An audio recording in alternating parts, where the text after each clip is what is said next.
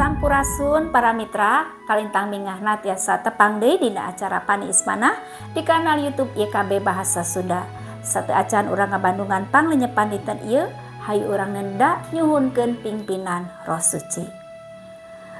Nun ama nu linggi di sawarga, abdi sadaya nyuhunkeun pingpinan Roh Suci kangge nuyun abdi sadaya dina ngalenyepan pangadika Gusti. Berkahan abdi sadaya supados tiasa ngaregepkeun sareng ngalarapkeunana dina kahirupan sadidinten. Panadaya disuhunkeun di lebet asmaning Gusti Yesus Kristus. Hatur nuhun Gusti. Amin.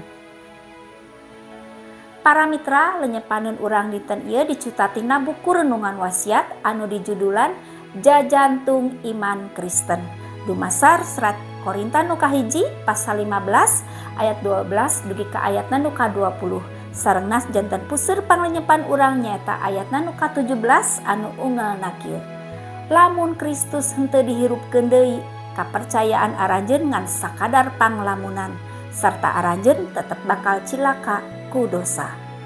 Para mitra, jajantung iman Kristen nyaeta gugahna Kristus tina pupusna, sanes mung pupusna wungkul. Pupusna Kristus janten ngamakna kumargi anjeunna gugah. Ku gugah tina pupusna Kristus ngabuktoskeun rehna anjeunna teh Sang Ilahi. Anjeunna teh sabda Allah nu sahakikat sareng Rama sareng Roh Suci. Mi iman sareng satunggal sareng Kristus ngajantenkeun sakur umat baris dihisab kalebet rahmat Allah nu nyalametkeun. Iman ka Kristus masihan kapastian sareng jaminan kasalamatan. Para mitra, masalahna dina kasajarahan teu aya saurang-urang acan jalmi nu gugah tina maot kajadi Gusti Yesus. Sadaya pilusup atanapi filsuf sareng nabi-nabi ngalaman maot. Kajantenan gugahna deui anu maraot dianggap minangka sahiji hal nu absurd, nu mustahil, aneh, teu kajudi ku akal. Gugahna Gusti Yesus Kristus mangrupi kajantenan ilahi nu supra-rasional, nu mungkulan pangartos manusa.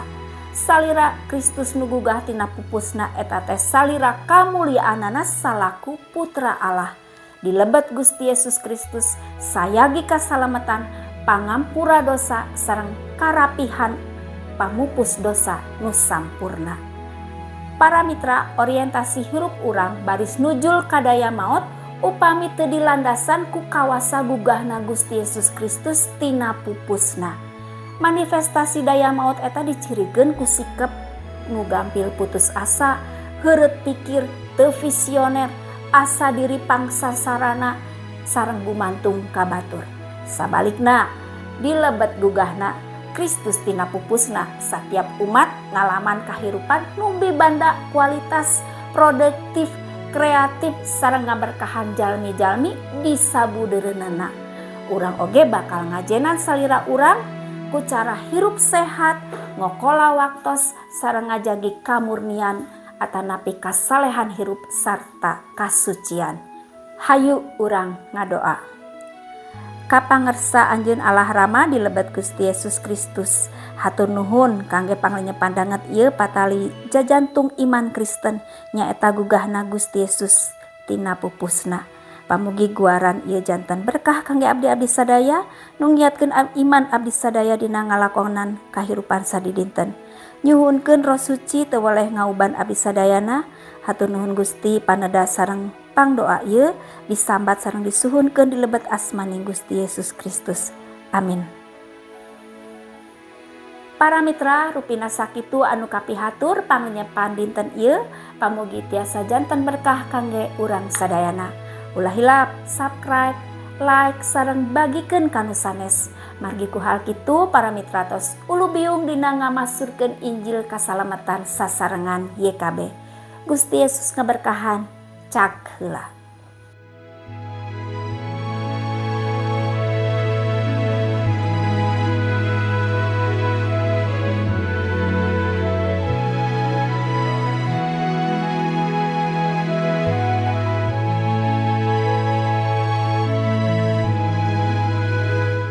Sahabat, mari dukung pelayanan dan pekabaran Injil melalui YKB dengan membagikan link acara ini kepada sebanyak mungkin orang.